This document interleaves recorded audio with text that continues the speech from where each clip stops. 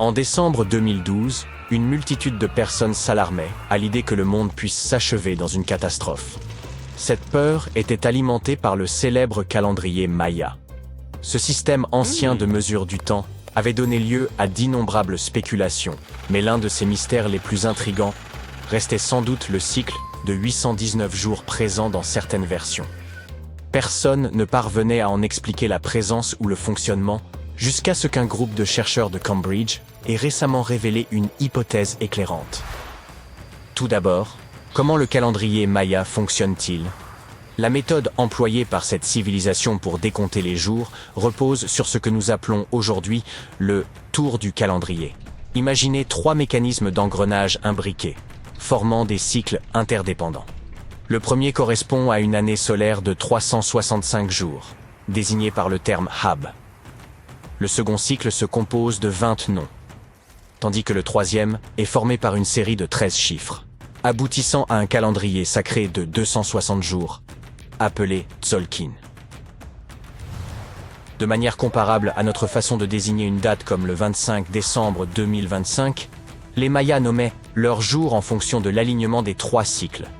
Par exemple, un jour pouvait être identifié comme 3 Maniques et 14 Pop. Il faut un cycle complet de 52 ans pour que ces 3 systèmes se synchronisent à nouveau. Après quoi, les jours recommencent à se répéter. C'est ici que les choses se complexifient davantage.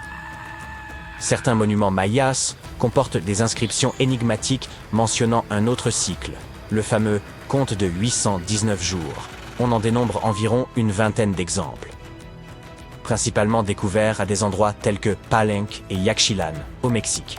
Ces inscriptions, loin d'être anodines, suggèrent que ce calendrier renferme un secret d'importance. Les premières études ont révélé que le cycle de 819 jours était associé à 4 couleurs et aux points cardinaux qui leur correspondaient. Le noir pour l'ouest, le rouge pour l'est, le blanc pour le nord et le jaune pour le sud. Les chercheurs ont également établi que cette période de temps pouvait être subdivisée en 3 cycles distincts. Un de 9 jours, un de 7 jours et un de 13 jours. En les multipliant, on obtient 819 jours. Intriguant, certes, mais pourquoi une telle structure ? Ce système de couleurs associé aux 3 cycles semblait n'être qu'une interprétation superficielle, et les spécialistes étaient persuadés que son véritable sens nous échappait encore. Une autre observation notable des chercheurs concernait la manière dont ce curieux décompte des jours était souvent représenté. Un glyphe en forme de hydraque, accompagné d'un nombre, était utilisé, mais dans certains cas, un glyphe symbolisant Kawil y était ajouté. Cette puissante divinité maya, fréquemment associée à la création et à la foudre, était traditionnellement représentée avec une torche émergeant de son front, symbolisant l'étincelle vitale. Dans les années 90, une étude a avancé une hypothèse intrigante. Lorsque l'iconographie de Kawil montrait des émanations de fumée et de feu depuis son front, elle pourrait représenter les planètes Jupiter ou Saturne, voire les deux simultanément. Cela suggérait que le compte de 819 jours pouvait être d'une certaine façon relié à ces astres. Les recherches se sont alors orientées vers la compréhension de cette connexion potentielle. La première hypothèse formulée était que ce calendrier avait pu servir aux Mayas pour suivre les mouvements de Jupiter et Saturne. Les chercheurs ont ensuite relevé une particularité fascinante. Ces cycles semblaient correspondre aux périodes synodiques de ces planètes. Par période synodique, on entend la durée nécessaire à un corps céleste, tel qu'une planète, pour retrouver une position similaire, ou presque, vue depuis la Terre. Cependant, malgré l'intérêt de cette théorie, certains aspects restaient incohérents. Chaque planète suit une trajectoire bien spécifique, et tenter d'intégrer plusieurs d'entre elles dans une période de 819 jours posait problème. En clair, ce système calendérique en 4 parties, assorti de son code de couleurs, s'avérait trop limité pour coïncider parfaitement avec les périodes synodiques des planètes visibles. Il semble donc que nous soyons revenus à la case départ. Ce mystère a déconcerté les spécialistes pendant des décennies, jusqu'à ce qu'en 2023, une nouvelle approche vienne tout remettre en question. Les chercheurs ont compris qu'ils devaient changer de perspective. Au lieu de considérer ces 819 jours comme une unité fixe de temps, Ils devaient envisager ce nombre comme une série de chronologies. Ainsi, cette période ne serait qu'un fragment d'un calendrier infiniment plus vaste. Comme évoqué précédemment, ce cycle semblait être conçu pour suivre la période où une planète devenait visible depuis la Terre. Pour démontrer que ces 819 cycles représentaient des chronologies et non des jours à proprement parler, les chercheurs avaient besoin d'une planète qui pourrait servir de point de référence afin de confirmer leur hypothèse. Dans ce cas, la planète clé était Mercure, et cela pour une raison assez évidente.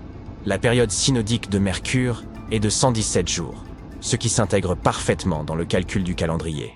Si l'on divise 819 par 117, on obtient 7, un nombre entier. Mercure est ainsi la seule planète visible dont le cycle synodique corresponde parfaitement à cette période en chiffres ronds. Une fois ce point de départ solide établi, il restait à élargir le calendrier. En étendant sa durée à 20 périodes de 819 jours, un schéma cohérent a commencé à apparaître. Et, comme par magie, tous les cycles synodiques des planètes venaient s'intégrer parfaitement dans ce système. Par exemple, la période synodique de Saturne, qui est de 378 jours, s'aligne parfaitement après 6 cycles de 819 jours. Vénus, quant à elle, s'aligne tous les 5 cycles, Jupiter tous les 19 cycles, et Mars, nécessitant la plus longue période, s'ajuste tous les 20 cycles.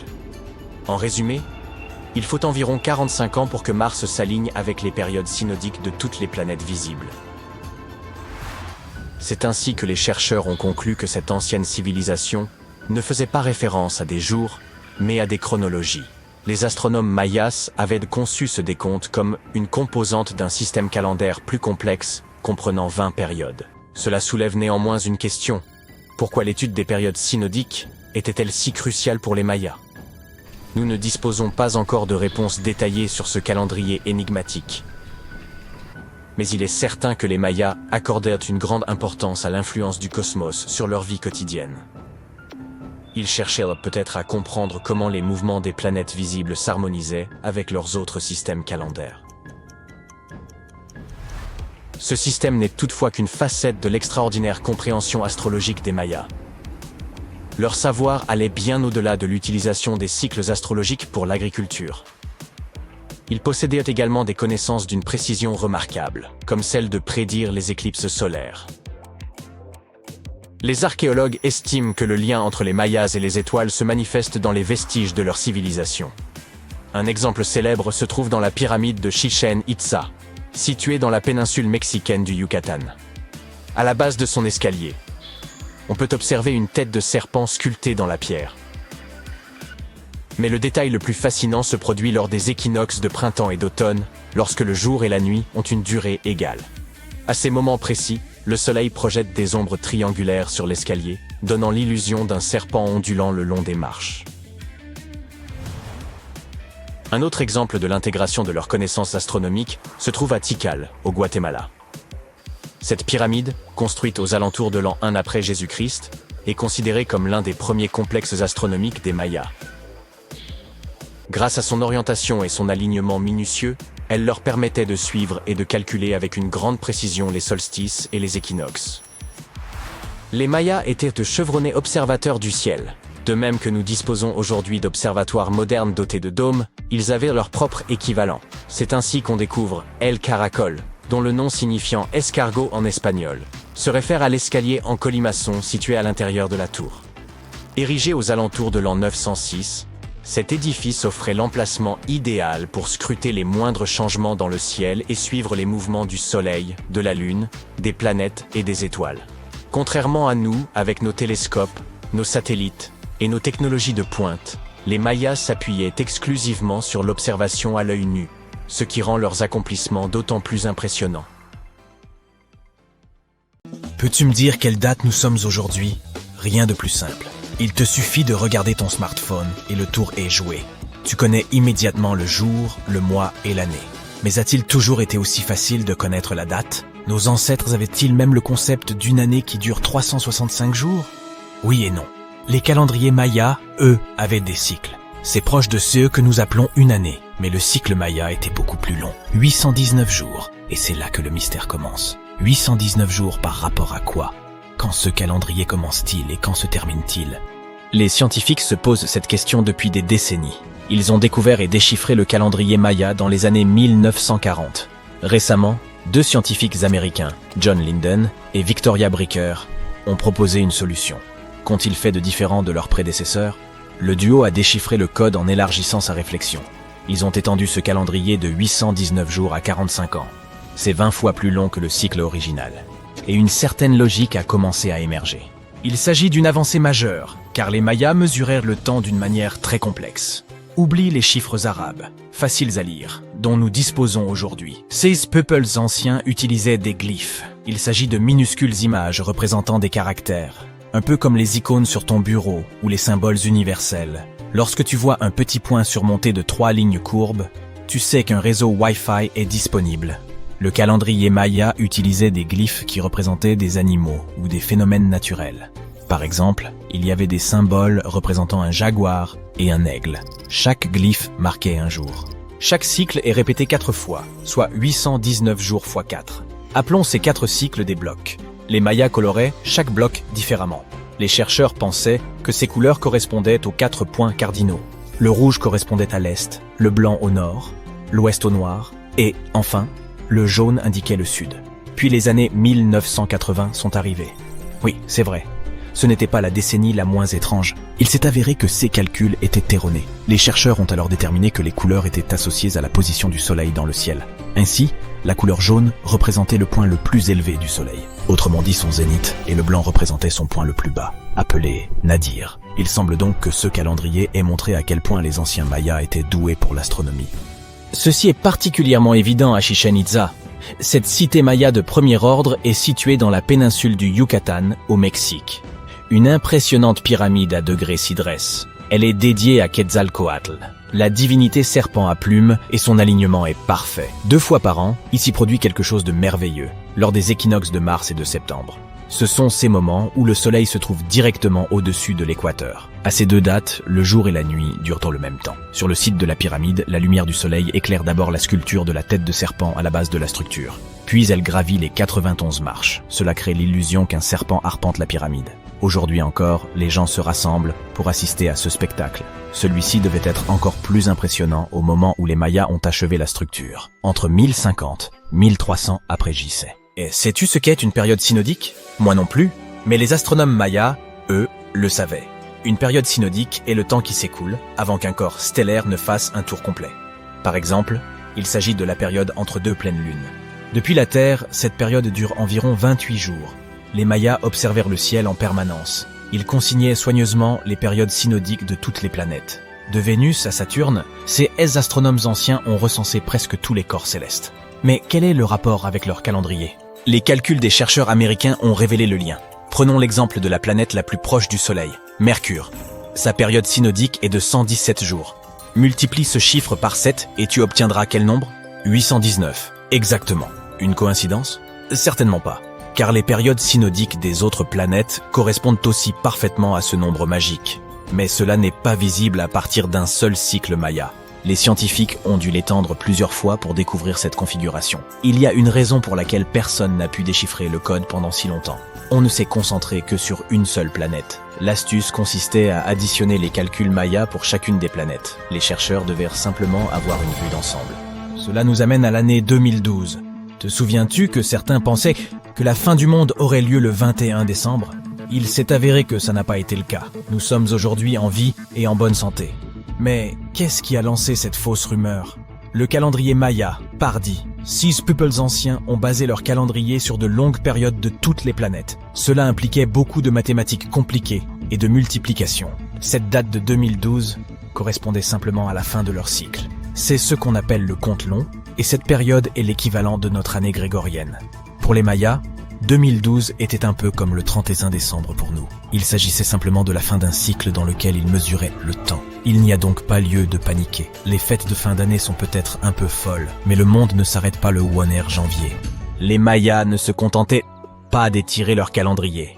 On parle bien, là, du fameux caoutchouc. Oui, tu as bien entendu. Ces peuples anciens s'étaient capables de concevoir différentes qualités de caoutchouc 3000 ans avant que le célèbre américain Charles Gould ne le fasse. Ils extrairent le latex naturel de l'EVA. Il s'agit d'une substance laiteuse, qui peut être transformée en caoutchouc naturel. Et ils n'étaient pas les seuls à le faire. Les chercheurs ont trouvé des preuves que leurs voisins aztèques et olmèques faisaient de même. Mais que faisaient-ils de tout ce caoutchouc? Ils n'avaient pas besoin de pneus de bagnole, ça c'est certain. Mais c'est toujours cool d'avoir une belle paire de sandales pour la plage. Les conquistadors espagnols ont écrit au sujet des chaussures à semelles en caoutchouc que portaient les indigènes.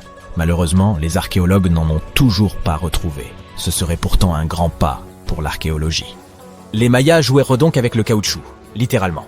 Les chercheurs pensent ainsi qu'ils fabriquaient des balles en latex. 16 balles étaient particulièrement élastiques et leur taille variait de celle d'une balle de baseball à celle d'un ballon de foot. Le jeu de balle maya, ou pits, comportait 2 arceaux. Tu penses sûrement au basketball, mais ce n'est pas tout à fait ça. Les arceaux étaient fixés sur des murs à 7 mètres de hauteur, comparé à la norme de la NBA, qui n'est que de 3 mètres. Et ces arceaux étaient inclinés sur le côté. L'histoire des Mayas a aussi un côté sucré. Ce peuple ancien appréciait le chocolat. En fait, le mot moderne de chocolat vient probablement du mot xocolatel, issu de leur propre langue. Celui-ci signifiait « eau amère ». D'accord, on comprend la partie amère, mais pourquoi de l'eau? Les Mayas ne produisirent pas de chocolat sous la forme que nous lui connaissons aujourd'hui. Ils ne fabriquaient pas de tablettes de chocolat, ils se contentaient de le boire. Ces fèves de cacao écrasées constituaient une excellente boisson. Les Mayas ont perfectionné le mélange au fil du temps et y ont même ajouté des épices. Quelqu'un veut-il d'une boisson chocolatée piquante avec de la bouillie de poivron et de la farine de maïs? Qui sait, cette boisson avait peut-être bon goût. Les fèves de cacao étaient sacrées et servaient également de monnaie d'échange. Les chercheurs pensent par ailleurs que toutes les classes sociales pouvaient en profiter. Aujourd'hui encore, l'idée d'un chocolat gratuit pour tous semble plutôt séduisant. Mais où les Mayas se procuraient-ils de l'eau potable pour leur boisson à base de cacao? Par le plus ancien système de filtration de l'hémisphère occidental. Il était basé sur l'action des éolytes. Il s'agit de minéraux contenant des composés d'aluminium et de silicone. Et devine quoi? Les purificateurs d'air et d'eau modernes utilisent toujours ce même matériau. La technologie Maya l'emporte encore une fois. En Europe, Roger Bacon a mis au point un système de filtre à sable en 1627, quelques 1800 ans après les Mayas. Mais qu'en est-il des régions dépourvues de rivières, de lacs ou de sources? Les ingénieurs Mayas avaient encore une fois tout compris. Il s'agissait d'exploiter l'eau de pluie. Ils creusaient de grands réservoirs dans la roche calcaire. Ensuite, ils enduisaient ces cavités souterraines d'une couche de matériaux étanches. La dernière étape consistait à creuser de petits canaux qui recueillaient l'eau des collines situées au-dessus. Les scientifiques ont estimé qu'un seul de ces réservoirs pouvait contenir en moyenne 38 000 litres d'eau de pluie, de quoi remplir 55 de nos jacuzzis modernes. Vous êtes égaré au plus profond des jungles de la péninsule du Yucatan, au Mexique. Des sons mystérieux résonnent autour de vous, et pour couronner le tout, le crépuscule s'installe peu à peu. Bientôt, vous vous retrouverez seul en plein cœur d'une forêt tropicale inexplorée. Il faut bien admettre qu'entreprendre la quête d'Eldorado en solitaire n'était pas l'idée la plus brillante. Vous continuez d'avancer aussi rapidement que possible, lorsque soudain...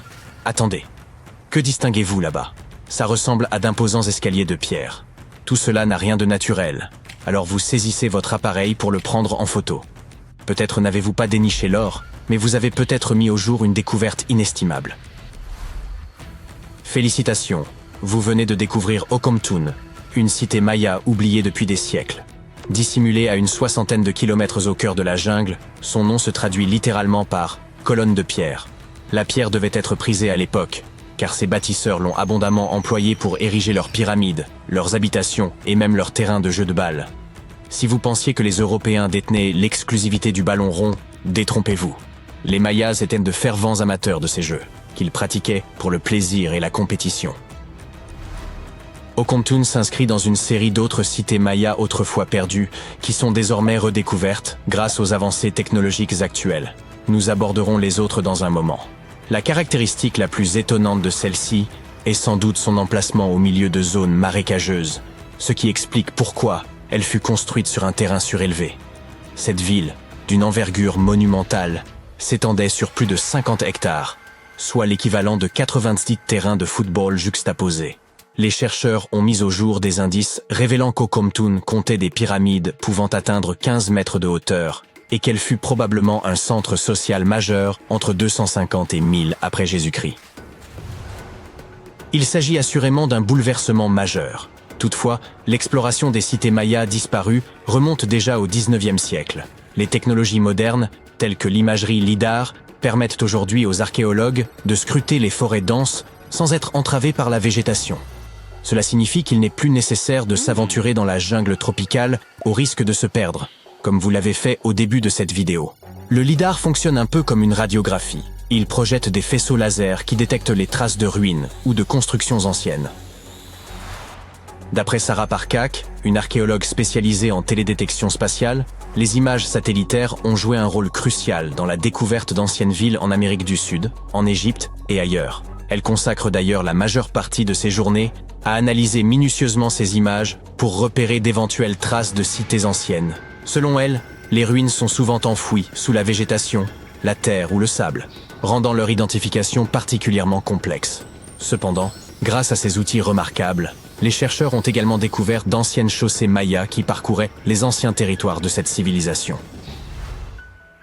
Admirez donc ces anciens passages. Nous sommes davantage habitués à voir de telles ruines dans des pays du vieux continent. Mais imaginez des routes de 40 mètres de large, blanchies à la chaux, pour guider les voyageurs dans l'obscurité. Les scientifiques ont récemment mis au jour un réseau de plus de 170 km de ces voies qu'ils estiment antérieures aux premières routes mayas officiellement répertoriées jusqu'à présent. Ces routes, qui traversaient parfois des terrains marécageux et étaient même surélevées par endroits, sont aujourd'hui qualifiées de premières super-autoroutes du monde. Bien qu'aucun indice de traction animale n'ait été retrouvé, il est probable que les Mayas les aient utilisées pour se déplacer au sein d'un réseau, pouvant compter jusqu'à 964 peuplements. Construites sous la forme d'une vaste toile d'araignée, ces chaussées, d'après les informations recueillies par les archéologues, servaient à former un système étendu d'échanges économiques et sociaux entre les différentes cités. Cette découverte remet complètement en question l'idée selon laquelle la période préclassique maya, qui remonte à 2000 ans avant notre ère, se limitait à de petits villages tribaux. Imaginez l'ampleur des ressources humaines et l'expertise en ingénierie qu'il a fallu mobiliser pour ériger ces immenses voies blanches. Les archéologues pensent que la construction de ces voies suivait un processus similaire à celui utilisé pour les pyramides, un amalgame de boue et de pierres de carrière, complété par plusieurs couches de calcaire pour leur donner cette teinte éclatante. Assez impressionnant, n'est-ce pas ? Prenons cependant un peu de recul pour mieux comprendre le contexte. Les Mayas représentèrent l'une des plus vastes civilisations précolombiennes des Amériques. Jusqu'à présent, les spécialistes estimaient qu'à son apogée, la civilisation maya comprenait plus de 40 cités, regroupant des millions d'habitants. C'est une population considérable. Leur empire s'étendait de la péninsule mexicaine du Yucatan jusqu'au Guatemala et au Belize, avec une économie fondée principalement sur l'agriculture. Toutefois, la péninsule présentait un environnement particulièrement hostile pour la culture. Les Mayas ont donc dû concevoir des systèmes d'irrigation sophistiqués dans la plupart de leurs cités. Outre la construction de pyramides, de bâtiments cérémoniels et de places, ils ont aussi développé un système astronomique à nul autre pareil. Grâce aux anciennes technologies dont ils disposaient, ils étaient en mesure de prédire avec précision la position de planètes comme Vénus et Mars, ainsi que les dates exactes des éclipses. Si vous n'avez jamais vu d'exemple de cité maya ancienne, voici Tikal.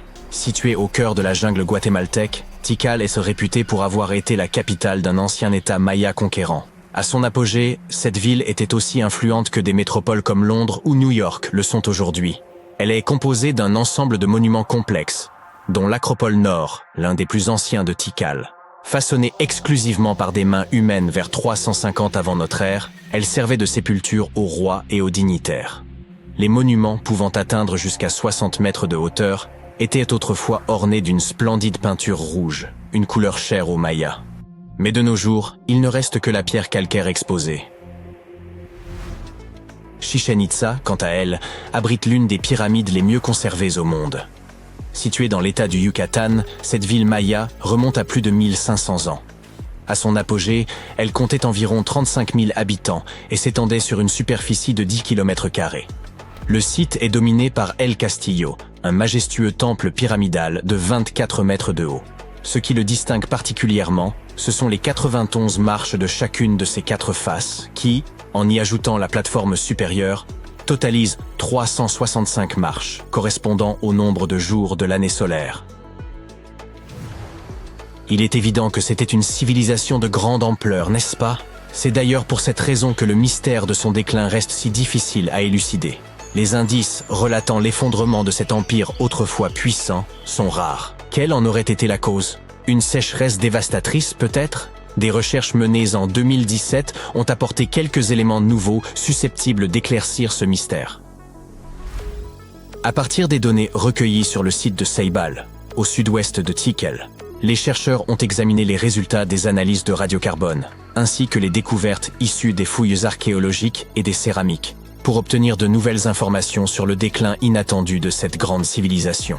Les résultats indiquent que les Mayas n'ont probablement pas subi un effondrement soudain, mais plutôt une série de vagues d'instabilité sociale et de crises politiques. Ces bouleversements auraient entraîné la dégradation des centres urbains et amorcé la dispersion de la population maya. Il reste néanmoins difficile de déterminer avec précision les causes exactes de ce déclin. Cela dit, de récentes découvertes apportent un éclairage important sur l'histoire de l'humanité, touchant non seulement l'Empire Maya, mais aussi d'autres civilisations disparues d'Amérique du Sud. Une découverte majeure au Brésil, réalisée grâce à l'imagerie satellitaire, suscite également la stupeur des scientifiques.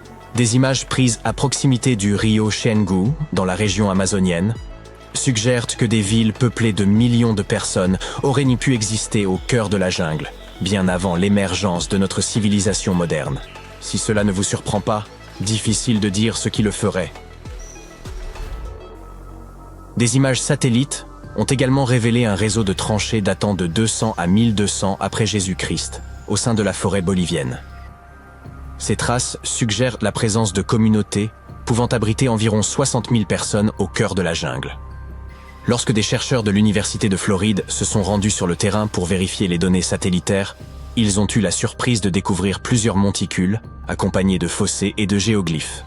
Les archéologues ont aussi mis au jour des vestiges de murs soigneusement élaborés, organisés autour de places et rappelant les constructions typiques des anciens Mayas.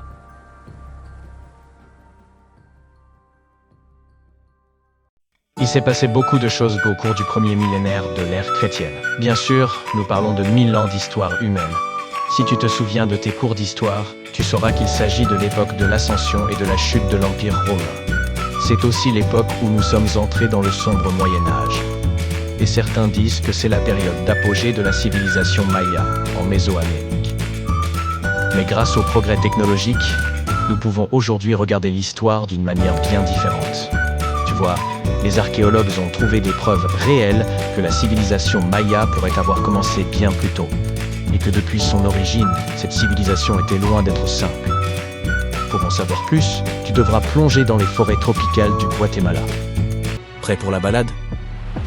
Les forêts tropicales sont denses et difficiles d'accès.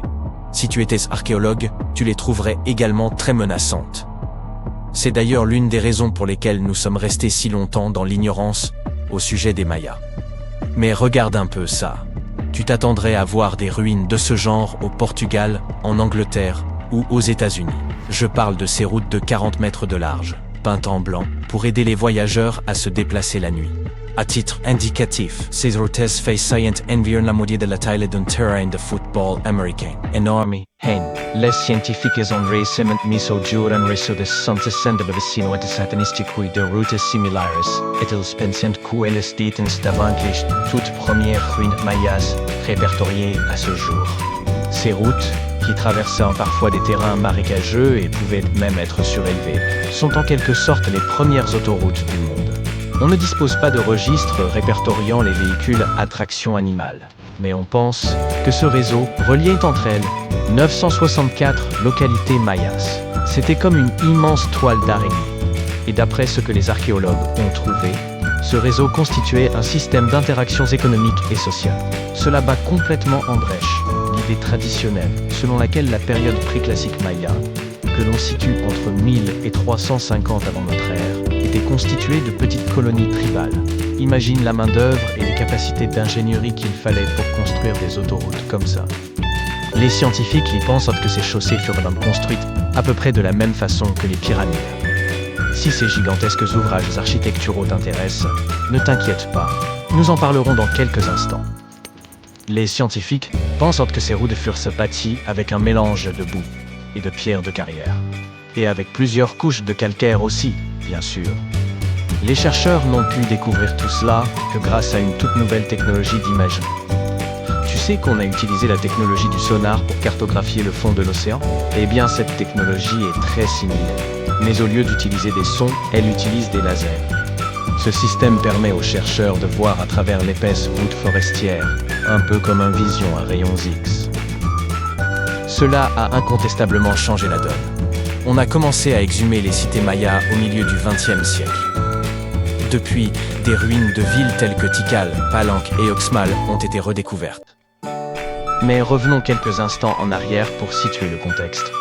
Les Mayas étaient l'une des plus grandes civilisations précolombiennes d'Amérique. Jusqu'à présent, les experts pensaient qu'à son apogée, cette civilisation comprenait plus de 40 villes, avec une population de plusieurs millions de personnes. Ça fait beaucoup de monde.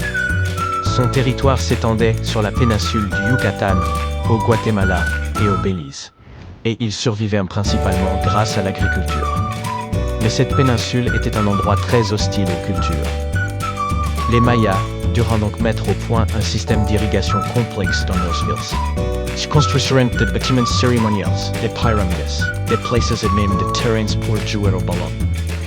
Les Mayas furent peut-être de grands bâtisseurs de pyramides, mais ils développèrent aussi un système astronomique avancé.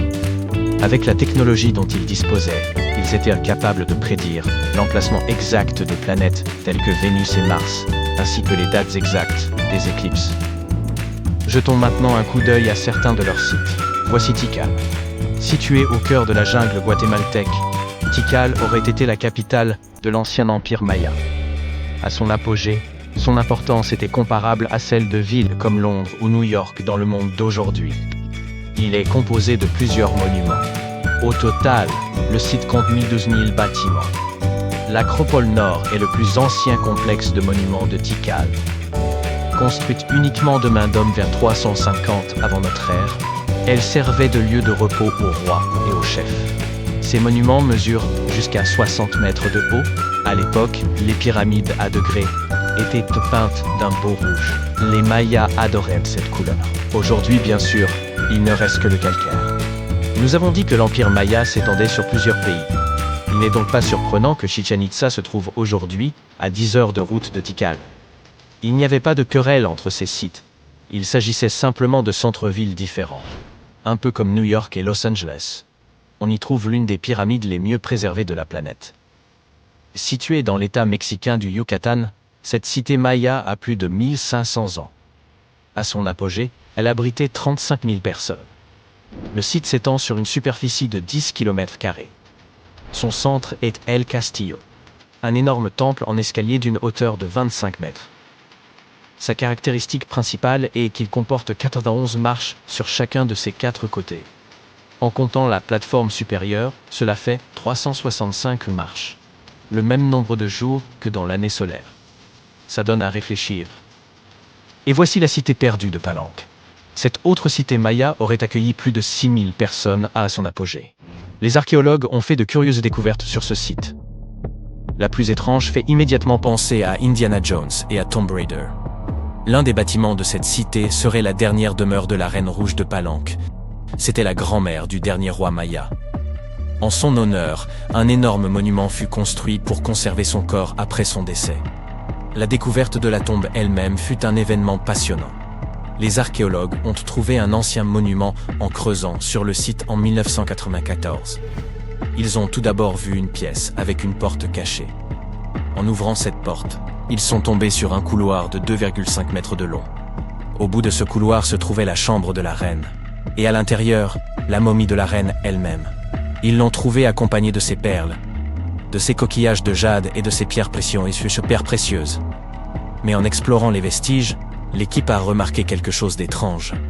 La pièce était remplie d'une poudre de couleur rouge. Les chercheurs savaient que cette couleur était importante pour les Mayas. Mais ils ne comprenaient pas pourquoi la reine avait été enterrée avec cette substance inconnue. Ils en ont ramené un échantillon qu'ils ont analysé et ont découvert que cette poudre était du cinabre, un minéral très dangereux. Lorsqu'elle est inhalée, elle peut causer de graves dommages à la santé. L'équipe a conclu qu'il ne pouvait seguir que d'un piège pour quiconque tenterait de voler ces trésors, une vraie malédiction. Une chose qui a toujours troublé les chercheurs est le manque de données concernant le déclin de cet empire tout-puissant. Quelle aurait pu en être la cause? La sécheresse? Une maladie? De nouvelles recherches menées en 2017 ont tout de même permis de faire la lumière sur cette question. À partir de données recueillies à Saïbal, un site situé au sud-ouest de Tikal, les scientifiques ont analysé des céramiques et autres objets exhumés lors de fouilles archéologiques afin d'en savoir davantage sur la disparition inexpliquée de cette civilisation. Ces informations ont montré qu'au lieu d'un effondrement soudain, les Mayas seraient disparus à la suite de plusieurs périodes d'instabilité sociale et de crise politique.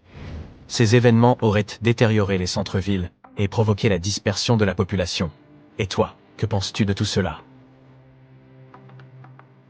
Imagine que tu as 15 ans et que tu en as assez de jouer à des jeux vidéo. À la place, pour passer le temps, tu décides d'accorder un peu d'attention à tes vieux hobbies. Retrouver des cités mayas perdues. Tu as entendu dire que certaines civilisations anciennes auraient construit des villes entières en se basant sur les constellations. Alors, tu décides de vérifier si cela est vrai pour les Mayas. Tu trouves un livre contenant toutes les constellations que la civilisation maya croyait exister. Tu ouvres Google Maps et tu cartographies toutes les anciennes villes mayas découvertes à ce jour. Tu commences à voir que ces informations correspondent réellement. Les plus grandes villes mayas anciennes correspondent aux étoiles les plus grandes et les plus brillantes des constellations mayas. Ok, ça devient intéressant. Tu as réussi à cartographier plus de 100 villes anciennes quand tu remarques soudain quelque chose d'étrange. Il y a une zone dans la péninsule du Yucatan au Mexique où les archéologues ont mis à jour 2 cités mayas. Mais sur la carte des constellations, il y a 3 étoiles. Cela pourrait-il signifier qu'il y a une ville perdue depuis longtemps qui attend d'être découverte? Tu pourrais trouver ça très naïf. Mais l'histoire est vraie. Elle est arrivée à un adolescent canadien nommé William Gadouri. Ce garçon est connu comme un génie des sciences et a même remporté un prix pour la théorie des constellations que nous venons de présenter. Lorsqu'il a remarqué qu'il manquait une 3e ville dans la 23e constellation qu'il examinait, il a commencé à parcourir Internet, à la recherche de photos satellites qui pourraient l'aider à résoudre ce mystère. Il a examiné des images de la NASA, de la JAXA, une société de satellites basée au Japon, et de Google Earth. Ces images étaient encore insuffisantes pour répondre à ces questions. Alors il a contacté un ami au sein de l'agence spatiale canadienne. Son ami lui a fourni des images satellites à la pointe de la technologie qui lui ont donné la réponse qu'il cherchait. D'après les images, il y a une grande zone carrée, juste à la frontière du Mexique et du Belize, qui ressemble au reste d'une cité. William a montré les images à un expert en télédétection, le docteur Armand Larocque, de l'Université du Nouveau-Brunswick. Ils ont étudié les images en profondeur et ont conclu que la zone pourrait abriter 30 bâtiments et même une grande pyramide. La communauté scientifique et archéologique a été exaltée par la trouvaille de cet adolescent de 15 ans.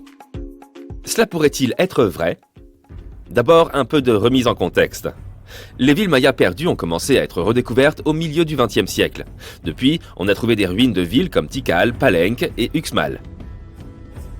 Les Mayas étaient l'une des grandes civilisations précolombiennes vivant sur le continent américain. Ils ont commencé à s'installer dans la région dès 1500 avant Jésus-Christ. Les experts pensent qu'à son apogée, la civilisation maya comptait plus de 40 villes, avec une population de plusieurs millions de personnes. Ce qui était énorme à l'époque, et leur ville était plutôt intéressante. Leur civilisation s'étendait sur la péninsule du Yucatan au Mexique, au Guatemala et au Belize. Ils survivaient principalement grâce à l'agriculture, ayant développé un système d'irrigation complexe dans la plupart de leurs villes. Ils ont construit une série de bâtiments cérémoniels, de pyramides, des places et même des terrains pour les jeux de balles. Les Mayas étaient de fervents bâtisseurs de pyramides, mais ils ont aussi développé un système astronomique avancé. Avec la technologie ancienne dont ils disposaient, ils ont pu prédire l'emplacement exact de planètes comme Vénus et Mars. Et ils ont pu prévoir les dates exactes des éclipses. C'est pourquoi la méthodologie utilisée par William pour découvrir cette ville maya perdue depuis longtemps était inhabituelle, mais pas complètement aberrante. Les Mayas étant des astronomes compétents, il ne serait pas trop étrange qu'ils aient construit leur grande prouesse architecturale en fonction du ciel, n'est-ce pas? Et ils ne seraient pas les premiers à l'avoir fait. Une célèbre frange de l'égyptologie se consacre à étudier comment les pyramides de Gizeh ont été construites en parfait alignement avec la constellation d'Orion. Cela signifie que chaque pyramide a été construite à dessein pour s'aligner avec l'une des étoiles majeures de la ceinture d'Orion. William affirme qu'il a eu l'idée de regarder les constellations mayas parce qu'il ne comprenait pas pourquoi les Mayas avaient construit leurs villes là où ils les avaient construites. La plupart des grandes villes, comme Chichén Itzá et Uxmal, ne sont pas proches de rivières ou de plans d'eau importants. Au lieu de cela, elles sont construites sur des terres pauvres et au sommet de montagnes, ce qui a déconcerté le jeune homme de 15 ans. Il a ensuite pensé que cela pouvait avoir un rapport avec l'astronomie. William a nommé la nouvelle ville qu'il a découverte Bouche de Feu, et il a même gagné un prix du mérite pour son travail acharné. Cependant, sa théorie a été très contestée au sein de la communauté archéologique, et de nombreux experts mayas ont travaillé à démentir les découvertes de William. Certains archéologues affirment que les théories des constellations sont trop peu scientifiques. Anthony Aveni, un anthropologue et astronome renommé, a qualifié la méthodologie de William d'acte d'imagination créative. Il a expliqué qu'il n'y a aucun moyen d'être sûr de ce qu'étaient réellement les constellations mayas, tout cela n'étant que purement hypothétique. Un autre spécialiste qui a démystifié les découvertes de William est le mayaniste David Stuart, qui a déclaré que l'objet identifié sur l'imagerie satellite n'est rien d'autre qu'un vieux champ de maïs. Son affirmation a été soutenue par une expédition qui a eu lieu près de la zone en 2021, lorsque les archéologues présents ont signalé qu'il n'y avait rien du tout dans cette zone. Malgré tout, un garçon de 15 ans a presque trouvé une ville maya perdue depuis longtemps, ce qui en soi est assez admirable. Des techniques similaires à celles utilisées par William sont d'ailleurs désormais utilisées pour déterrer des civilisations perdues dans le monde entier. Selon l'archéologue spatial Sarah Parcak, l'imagerie satellite a joué un rôle clé dans la découverte de villes anciennes en Égypte et dans d'autres endroits. Sarah Parcak elle-même passe la plupart de ses journées à parcourir les images à la recherche du moindre signe d'endroit où il aurait pu y avoir des villes il y a longtemps. Ce qui se passe, explique-t-elle, c'est que chaque fois qu'on a quelque chose d'enterré, il va être recouvert soit par la végétation, la terre ou le sable, soit par une autre construction moderne par-dessus. Pour évaluer s'il y a quelque chose de caché sous de grandes voûtes de végétation, elle utilise notamment la technologie infrarouge. Une grande découverte récente au Brésil a été faite de manière similaire. L'imagerie satellite a détecté un réseau de tranchées datant de l'an 200 à 1200 de notre ère. Celle-ci suggère des établissements qui auraient pu faire vivre environ 60 000 personnes. Dans ce cas, l'imagerie satellite correspondait bien à ce qui se trouvait au sol.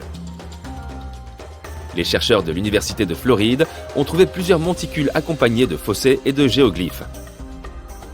Les archéologues ont également trouvé des vestiges de murs soigneusement conçus, centrés autour de places, tout comme le type de construction réalisé par les anciens Mayas.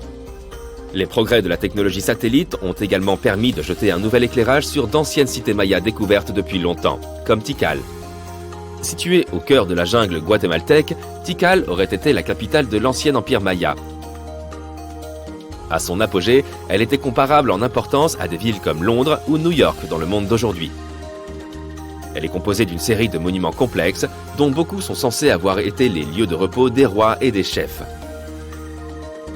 Tikal est déjà connue pour avoir été grande, mais des découvertes récentes montrent qu'elle pourrait avoir été 3 fois plus grande que ce que les scientifiques croyaient à l'origine. La principale découverte concerne une fortification à la périphérie de la ville, qui indique à quel point la ville originale s'étendait.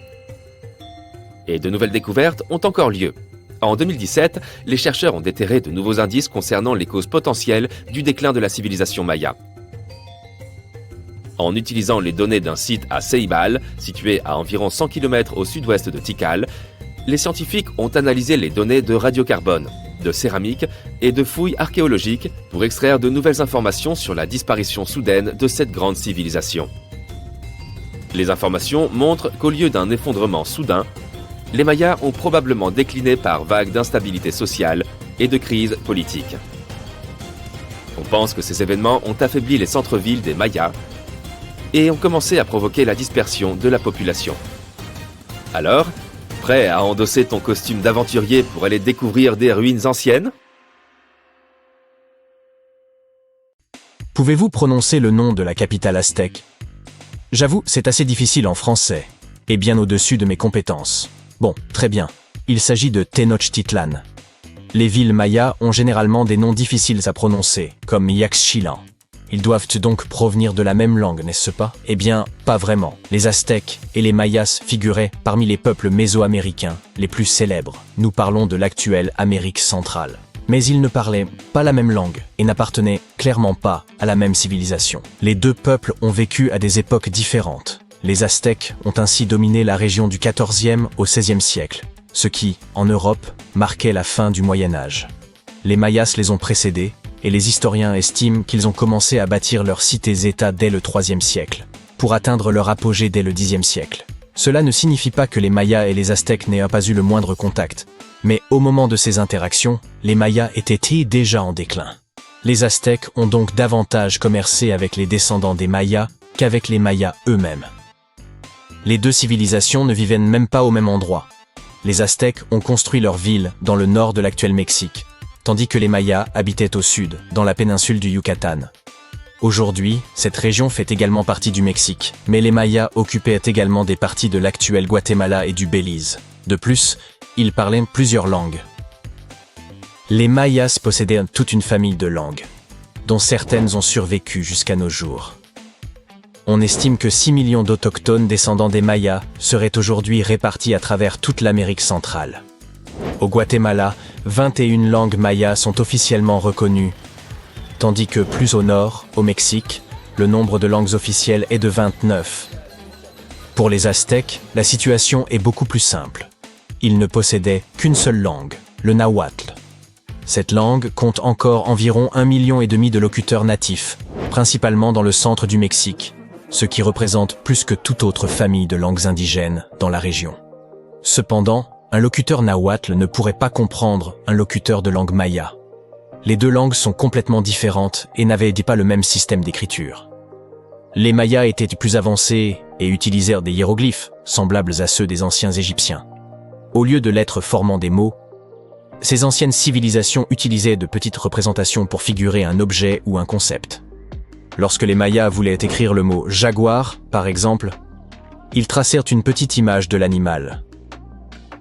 Leur système d'écriture comptait plus de 800 caractères de ce type, constituant un véritable alphabet hiéroglyphique complexe, bien plus complexe que notre manière moderne d'écrire. Comparativement, les Aztèques utilisaient des pictogrammes et des idéogrammes, des dessins élaborés représentant des objets, des animaux ou des concepts.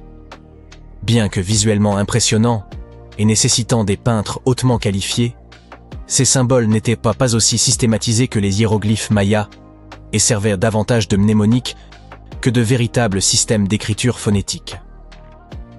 On pourrait donc dire que les Mayas étaient en plus avancés en matière de langue écrite. Ils possédaient le seul système d'écriture entièrement développé du continent américain avant l'arrivée des premiers Européens.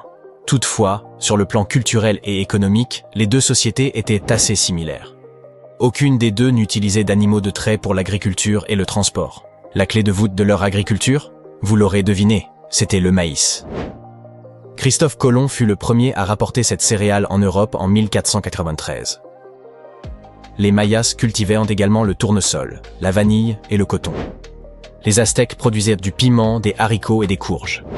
Pour toute viande, ils se contentèrent de poissons et de crevettes, tandis que les Mayas élevaient des dindes, comme nous le faisons aujourd'hui avec nos poulets.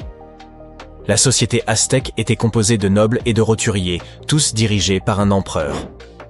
Les Mayas vivaient principalement dans des cités-États indépendantes, chacune gouvernée par une famille royale. Ces deux civilisations se passaient entièrement de véhicules à roues. Les marchands aztèques parcouraient l'Amérique centrale en transportant leurs marchandises sur leur dos, ce qui n'était guère confortable. Contrairement à nos routes modernes, les leurs étaient bien plus étroites puisqu'elles n'étaient destinées qu'aux piétons. Les Mayas utilisaient un réseau routier similaire, incluant également des canoës qu'ils taillaient dans de grands troncs d'arbres. Cependant, ils ne s'éloignaient que rarement des côtes. Un canoë maya moyen mesurait 15 mètres de long, soit la taille d'un de nos voiliers contemporains. Les Mayas échangeaient des marchandises que de variées, allant du sel aux perles. Ils considéraient de la viande comme un produit de luxe, tout comme l'or, le cuivre et la turquoise. Et quelle monnaie utilisaient-ils selon vous ? Certainement pas du métal et encore moins du papier, mais des fèves de cacao qui avaient un prix fixe sur le marché. ce qui en faisait un moyen de paiement idéal. La situation dans nos sociétés modernes n'est pas très différente. Environ 2/3 des pays ont indexé leur monnaie au dollar américain. Pour ces précolombiens, les fèves de cacao faisaient donc office de billets verts. Les Aztèques utilisaient également cette monnaie, mais avec une particularité, la hache-monnaie. Une hache valait ainsi 8000 graines de cacao. On peut imaginer que leur bureau de change devait être un fameux bazar. En ce qui concerne les minéraux, le jade était très prisé dans les deux cultures. Les Mayas et les Aztèques fabriquaient des outils et des ornements à partir de ce matériau. Ils croyaient que le jade apportait grâce et longévité à son porteur, et leur mine de jade se trouvait dans l'actuel Guatemala. Vous vous souvenez de cette ville au nom imprononçable ? La fondation de la capitale aztèque nous révèle beaucoup sur le système de croyance de cette culture. Selon la légende, leur dieu leur aurait ordonné d'ériger une ville à l'endroit où ils verraient un aigle perché sur un cactus, tenant un serpent dans ses serres. Ils auraient observé cette scène sur une île du lac Texcoco, et y auraient bâti leur cité. Si vous cherchez cet endroit sur une carte de l'actuelle Amérique centrale, il vous suffit de localiser Mexico. C'est l'emplacement même de l'ancienne capitale aztèque, nommée ainsi en référence au peuple mexicain, un autre nom pour les Aztèques. La ville était construite sur de petites îles artificielles et excédait légèrement la superficie de l'aéroport d'Heathrow. Les Mayas, quant à eux, n'avaient pas de capitale unique comme nous l'entendons aujourd'hui. Leur civilisation s'étendait sur une quarantaine de villes, chacune comptant de 5 à 50 000 habitants. Aujourd'hui, ces sites seraient considérés comme de petites villes rurales. Toutefois, le nombre total de cités mayas n'est pas encore exhaustif, les archéologues continuant de découvrir de nouveaux sites au cœur des jungles de la péninsule du Yucatan. Récemment, des chercheurs ont mis au jour un nouveau site dans le sud-est du Mexique et l'ont baptisé Ocomtún, en référence au mot maya désignant les multiples colonnes de pierre qu'ils y ont découvertes. Autrefois, cette ville faisait partie des basses terres centrales mayas, une région aujourd'hui recouverte d'une épaisse jungle. Les Mayas ont abandonné leur peuplement dans cette région aux environs des 8e et 9e siècles. Les historiens ne s'accordent pas sur les raisons de cet abandon soudain, certains évoquant la surpopulation, d'autres l'effondrement de leurs routes commerciales. Quoi qu'il en soit, les villes mayas du Nord ont perduré. Et leurs descendants étaient encore présents lorsque les Européens en ont fait la rencontre plusieurs siècles plus tard. Les Aztèques étaient également présents dans l'actuel Mexique à cette époque. Mais le contact avec les colons européens leur fut fatal en raison de l'épidémie de variole qui l'ont amené avec eux. Cependant, l'héritage de cette culture perdure encore aujourd'hui. Chaque fois que nous utilisons des mots comme avocat, chili, guacamole, chocolat et coyote, nous faisons revivre le nahuatl, la langue des Aztèques. Ces mots se retrouvent dans presque toutes les langues du monde. Les mots mayas, quant à eux, ont également influencé l'anglais moderne. Les linguistes soutiennent ainsi que le mot « shark », requin donc, proviendrait du maya « exauce », utilisé pour désigner un poisson. Les deux civilisations ont laissé derrière elles des pyramides au style très similaire. Le seul indice permettant de les différencier est que l'on retrouve aujourd'hui beaucoup plus de ruines mayas qu'aztèques. Enfin, en ce qui concerne le maïs, une histoire circule parmi les descendants des Mayas selon laquelle leur récolte était accomplie au moyen de maïs sonneuses-batteuses. Époustouflant, non ? Bon, d'accord. Ça, je l'ai inventé. Mais vous vous en doutiez, n'est-ce pas ? Tu aimes les émotions et le plaisir que procurent des jeux de société comme le Monopoly ou le Tabou ? Mais à quoi jouaient les gens il y a des centaines d'années ? Étonnamment, certains des jeux d'autrefois sont encore joués aujourd'hui et tu peux te procurer leur version moderne. Dis-nous lequel est ton préféré à la fin de la vidéo. Commençons par l'un des plus anciens jeux de société au monde. Le jeu Royal Dur, également appelé jeu des 20 carrés, a été inventé il y a environ 4600 ans dans l'ancienne Mésopotamie. Le jeu a été redécouvert lorsque des fouilles ont commencé dans les années 1920 dans le cimetière royal d'Ur, sur le territoire actuel de l'Irak. N'étant pas réservé aux membres de la famille royale, des personnes de toutes les classes sociales appréciaient ce jeu de stratégie à 2 joueurs. Il a été populaire dans tout le Moyen-Orient, mais sa renommée s'est étendue à d'autres régions du monde, comme le Sri Lanka. Mais comment y joue-t-on ? Le principe est en fait similaire à celui du backgammon. Les joueurs s'affrontent pour faire passer tous leurs pions d'une partie à l'autre du plateau. Pour gagner, il fallait certes avoir une stratégie, mais aussi de la chance. Outre le divertissement qu'il procurait, ce jeu avait une importance particulière en ce qui concerne la divination. On croyait que les événements du jeu reflétaient l'avenir du joueur. Selon cette croyance, le jeu transmettait des messages de divinité ou d'êtres surnaturels à travers les mouvements des cases centrales. Comment se fait-il que les gens aient cessé d'y jouer ? En réalité, le jeu a évolué avec le temps, puis il a été remplacé par d'autres. Le Senet est un jeu de société de l'Égypte ancienne datant d'environ 3100 avant notre ère. L'objectif est d'éliminer toutes les pièces du plateau. Chaque joueur a 4 ou 5 pions de couleur et utilise des bâtons de Senet comme dés. Les joueurs jouent à tour de rôle. Il existe des règles spéciales sur la manière et le moment où tu peux déplacer tes pièces. Par exemple, si tu lances les bâtons et que tu en obtiens un face visible, tu peux te déplacer d'une case, mais tu bénéficies également d'un tour supplémentaire. Les archéologues ont découvert des boîtes de Senet dans les tombes des anciens Égyptiens. Les Égyptiens croyaient en une vie après la mort, et le mot Senet signifie passage. C'est pourquoi le jeu était également associé au voyage vers l'autre rive. Plus qu'un jeu, c'était donc une sorte de symbole de la lutte pour atteindre l'éternité. Le jeu était pratiqué et apprécié par Toutankhamon et la reine Néfertari. Ce n'est un secret pour personne que les Égyptiens de l'Antiquité aimaient les fêtes. Si tu avais été invité à un festin organisé par une personne de la classe supérieure, tu aurais vu des musiciens, des jongleurs et des lutteurs attendant de te divertir. Tu aurais aussi probablement aperçu des personnes jouant au Senet. Sur le plateau de jeu original, tu aurais vu des carrés décorés de hiéroglyphes représentant des règles supplémentaires du jeu. Certains modèles de nos répliques modernes comportent aussi de tels hiéroglyphes. Jusqu'à présent, on a vu des jeux à 2 joueurs. Voyons maintenant un jeu amusant à 4 joueurs. Le Mahjong a vu le jour sous la dynastie Qing en Chine. Mais le record du monde de la partie la plus longue, établi en 2012 lorsque le jeu a duré 33 heures, n'appartient pas aux Chinois. En revanche, la plus grande fête du Mahjong s'est bel et bien déroulée en Chine. 2380 personnes ont joué en même temps.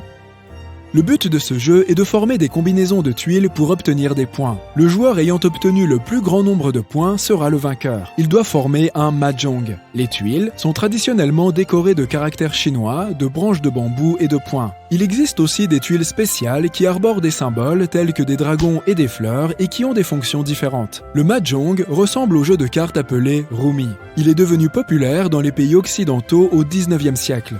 Aujourd'hui, on trouve différentes versions du jeu dans le monde entier et en ligne. Passons maintenant à l'Inde. Le Kridapatram est un jeu de cartes ancien dont les cartes rondes sont fabriquées à la main à partir de pièces de tissu. Elles sont décorées de représentations du Ramayana et du Mahabharata, les plus grandes épopées de l'Inde, qui ont grandement influencé le mode de pensée et le système de croyance de la région. Le jeu était pratiqué dans les cours royales, mais on pense qu'il a ensuite aussi été joué par des personnes d'autres classes sociales. Avant le début de la partie, un joueur rassemble les cartes et les mélange pour en rendre l'ordre aléatoire. Retournons dans l'Égypte ancienne, mais cette fois, nous allons nous intéresser à un jeu qui peut se jouer jusqu'à 6 joueurs.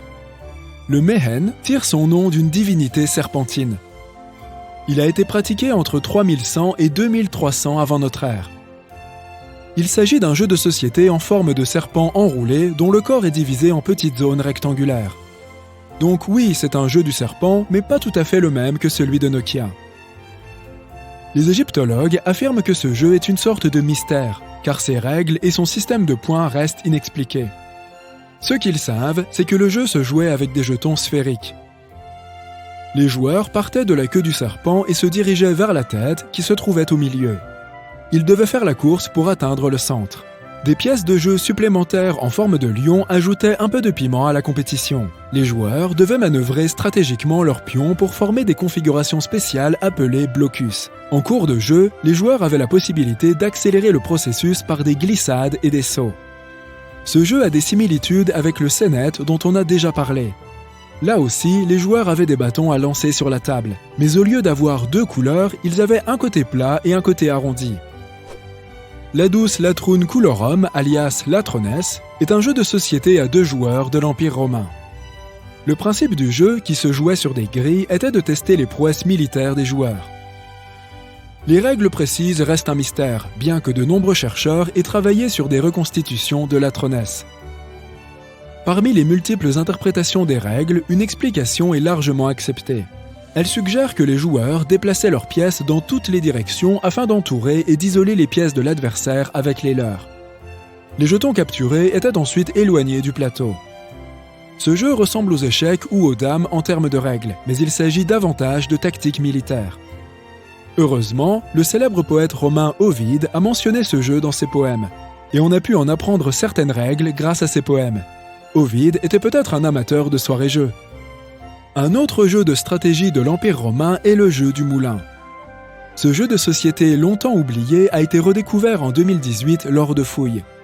Son origine remonte à 1400 avant notre ère. Dans ce jeu, les rivaux contrôlent leurs armées composées de 9 pions. Chaque pion représente différentes qualités sur le terrain de jeu en forme de grille. Si ton adversaire ne peut pas former de moulin ou perd tous ses pions sauf 2, tu remportes la partie. En Norvège, en France, en Allemagne et dans de nombreux autres pays, en particulier dans l'Europe médiévale, il existait différentes variantes du jeu du moulin. Il est intéressant de noter que Shakespeare l'a mentionné dans sa célèbre comédie « Le songe d'une nuit d'été ». Le jeu suivant est le Wari, également connu sous le nom de Mancala. Il est devenu populaire en Afrique de l'Ouest et s'est ensuite répandu dans le reste du monde. Ici, 2 joueurs s'affrontent en planifiant leurs mouvements. Ce jeu nécessite des compétences mentales et beaucoup d'entraînement. En d'autres termes, la chance ne te sera pas d'une grande aide. Chaque joueur dispose de 6 trous remplis de graines et d'une banque pour collecter les graines. Pour gagner, il faut récupérer les graines de l'adversaire. Il existe des règles détaillées sur la manière de collecter les graines. Si tu veux, tu peux y jouer chez toi en remplaçant les graines par n'importe quel petit objet, comme des cailloux, des billes ou même des M&M's. Penses-tu que tous ces jeux existeront encore dans 1000 ans ? Quand on y pense, les échecs sont arrivés jusqu'à notre époque et ne semblent pas près de disparaître. Parlons des calendriers. Un outil très important dans la civilisation humaine. Et si nous n'avions pas de calendrier, ce serait le chaos, n'est-ce pas ? Nous ne saurions pas quand fêter les anniversaires, ni planifier les vacances, ni même nous présenter à des événements importants. Les calendriers mettent de l'ordre dans nos vies bien remplies et nous aident à donner un sens au temps. Mais le plus intéressant, c'est que les humains les utilisent depuis des milliers d'années. Les civilisations anciennes ont créé leur propre calendrier en fonction de leurs besoins et de leurs croyances culturelles. Certains calendriers anciens suivaient les cycles de la Lune, tandis que d'autres se concentraient sur les mouvements du Soleil. Certains combinaient même les deux, une véritable fusion céleste. Aujourd'hui, nous utilisons le calendrier grégorien moderne comme système principal. Mais savais-tu qu'à côté de ce fidèle gardien du temps, il y a tout un tas d'autres calendriers anciens qui circulent encore ? Ils sont comme de vieux amis dont nous ne pouvons pas nous séparer. Ils nous aident à célébrer des fêtes culturelles, à planifier des célébrations religieuses et à nous rapprocher de nos racines. Visitons donc les plus célèbres d'entre eux. Tu es prêt ? Premier arrêt, le calendrier Maya. Ces anciens mésoaméricains étaient très soucieux du temps. Leur calendrier était une combinaison de cycles lunaires et solaires, comme un mélange cosmique. Il comportait différents cycles à l'intérieur des cycles, ce qui le rendait incroyablement complexe. C'est comme résoudre un puzzle spatial. Bien sûr, nous ne pouvons pas oublier les anciens Égyptiens et leur calendrier impressionnant. Ils utilisaient un système solaire et tenaient à l'aligner avec les crues du Nil. Une façon de rester en phase avec les rythmes de la nature. Enfin, le calendrier aztèque est une œuvre d'art en soi. Il s'agit d'un mélange fascinant de cycles solaires, lunaires et rituels. Sa sculpture de pierre complexe, la pierre du soleil, est comme un chef-d'œuvre cosmique qui capture l'essence du temps. Ces calendriers anciens ne se contentèrent pas de marquer les jours et les mois. Ils étaient chargés d'une signification culturelle, de rituels religieux et d'événements historiques. Ils sont comme de petites capsules temporelles qui nous relient à nos ancêtres et contribuent à préserver leur sagesse et leurs traditions. Mais le plus intéressant, c'est que certains de ces calendriers sont encore utilisés aujourd'hui. Par exemple, le calendrier chinois. Celui-ci existe depuis des siècles et guide les festivités et les traditions chinoises. En effet, au lieu de suivre le soleil comme dans nos calendriers habituels, le calendrier chinois s'intéresse de près au mouvement de la lune dans le ciel. Chaque mois commence par une nouvelle lune et a son propre rythme, et l'année compte 12 mois lunaires. Mais il y a un hic, les mois lunaires ne correspondent pas toujours parfaitement à notre année normale. Ainsi, de temps à autre, le calendrier chinois ajoute un mois supplémentaire pour rester en phase avec les saisons. C'est comme un bi-surprise. Faisons maintenant connaissance avec les animaux du zodiaque. Les véritables vedettes du spectacle. Chaque année du calendrier chinois est associée à un animal du zodiaque, et c'est un peu comme si l'on constituait un groupe d'animaux fabuleux. Les animaux du zodiaque sont au nombre de 12, comme une équipe sauvage fantastique. Il y a le rat intelligent, le tigre courageux, le dragon gracieux et bien d'autres encore. Si tu es né une certaine année, on dit que tu as les traits de cet animal du zodiaque. Imagine alors qu'un singe ou un tigre soit la mascotte de ton emploi du temps. Mais comment le calendrier décide-t-il de l'animal qui sera mis en vedette chaque année? La légende raconte qu'il y a eu une grande course entre les animaux. L'astucieux rat s'est accroché au dos du buffle et a remporté la course en sautant sur la ligne d'arrivée. C'est pourquoi le rat donne le coup d'envoi du cycle du zodiaque. Reprenons donc ce cycle. Connais-tu le signe de l'animal de ton année de naissance? Il te suffit de chercher sur Google et de jeter un coup d'œil aux animaux. Vois si tu as l'un ou l'autre de ces traits de caractère. Une fois que l'intelligent rat a eu son moment de gloire, c'est au tour du puissant buffle d'entrer en scène. Le buffle est connu pour son travail acharné et sa détermination, comme l'ami fiable et volontaire qui assure toujours tes arrières. Après le buffle, c'est l'intrépide tigre qui entre en scène. Avec ses rayures majestueuses et son regard féroce, le tigre apporte une touche d'excitation et d'aventure. C'est un ami félin audacieux prêt à explorer le monde avec toi. Après le rugissement du tigre, le lapin rusé fait son apparition. Imagine un adorable lapin pelucheux, toujours prêt à apporter douceur et harmonie. Le lapin ajoute une touche de douceur et de créativité au défilé du zodiaque, comme une douce brise un jour de printemps. Vient ensuite le dragon, audacieux et fougueux. Cette créature légendaire occupe la scène avec sa présence majestueuse et ses pouvoirs mythiques. C'est comme un ami mystique qui remplit l'air de magie et d'émerveillement. Après le dragon, le serpent, sage et intuitif, se glisse dans la pièce. Cet ami serpentin apporte sagesse et perspicacité, comme un guide qui navigue dans les méandres de la vie. Il est toujours bon d'avoir un confident sournois et intelligent à ses côtés. Le suivant est le cheval, vif et enjoué. Imagine le vent dans tes cheveux alors que tu montes à cheval dans un champ dégagé. Une personne de type cheval peut avoir un esprit aventureux et être toujours prête pour un voyage palpitant. Ensuite, il y a la chèvre, gracieuse et élégante. Avec sa nature douce et son esprit nourricier, la chèvre apporte la paix et l'harmonie au zodiaque. C'est une amie bienveillante sur laquelle on peut s'appuyer en cas de besoin. Après la chèvre, le singe espiègle entre en action. Ce farceur vif et intelligent ajoute une dose d'amusement et de rire à la fête. C'est un compagnon enjoué qui peut transformer tout moment ennuyeux en une folle aventure. Après le singe, le coq, fier et sûr de lui, se pavane. C'est un oiseau magnifique. Le coq apporte confiance et assurance à l'équipage du zodiaque, comme un leader naturel. Ensuite, c'est au tour du chien, loyal et diligent, de remuer la queue. Cet ami fidèle apporte loyauté, honnêteté et beaucoup d'amour à la famille du zodiaque. Les chiens sont connus pour être des compagnons de confiance qui restent toujours à tes côtés. Enfin, nous avons le cochon, sage et doux, avec son museau mignon et ses petits couinements satisfaits. Le cochon incarne la générosité, la gentillesse et l'abondance. C'est un compagnon qui sait apprécier les bonnes choses de la vie et qui apporte de la joie partout où il va. Et voilà, le défilé des animaux du zodiaque dans toute sa splendeur. Le calendrier chinois a également une particularité, le yin et le yang. Il associe chaque animal du zodiaque à l'un des 5 éléments, le bois, le feu, la terre, le métal ou l'eau. Cela donne encore plus de personnalité à l'ensemble. C'est comme si l'on ajoutait une épice à ton cocktail d'animaux du zodiaque. Le calendrier chinois continue de guider les festivités telles que le vibrant Nouvel An chinois. Il aide également les gens à déterminer les périodes les plus propices aux événements importants de la vie. Tu dois organiser un mariage? Consulte le calendrier. Tu veux créer une entreprise? Oui, le calendrier est là pour t'aider. C'est un peu comme si une diseuse de bonne aventure te guidait dans les méandres de la vie. La prochaine fois que tu verras le calendrier chinois, n'oublie pas qu'il s'agit d'une célébration de la magie lunaire, des merveilles animales et des traditions culturelles. Nous allons maintenant nous plonger dans le calendrier hindou. Ce calendrier est axé sur les cycles et les rythmes cosmiques. Au lieu de suivre les mois réguliers, le calendrier hindou s'aligne sur les mouvements du soleil et de la lune. C'est comme une fête ininterrompue avec le cosmos. Le calendrier hindou est toujours d'actualité. Il regorge de fêtes et de célébrations hautes en couleurs. De Diwali, la fête des lumières, à Holi, la fête des couleurs. Il s'agit d'un feu d'artifice extravagant doublé d'un combat de paintball vibrant. Le calendrier hindou est également utilisé pour les observances religieuses et les périodes propices.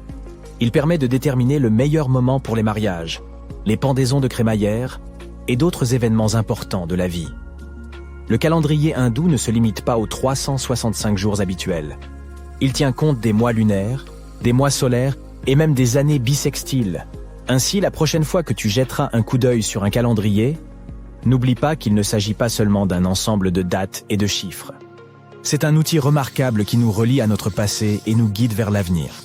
Les calendriers anciens nous rappellent notre histoire humaine commune et la beauté des différentes cultures. Embrassons donc cette étonnante diversité.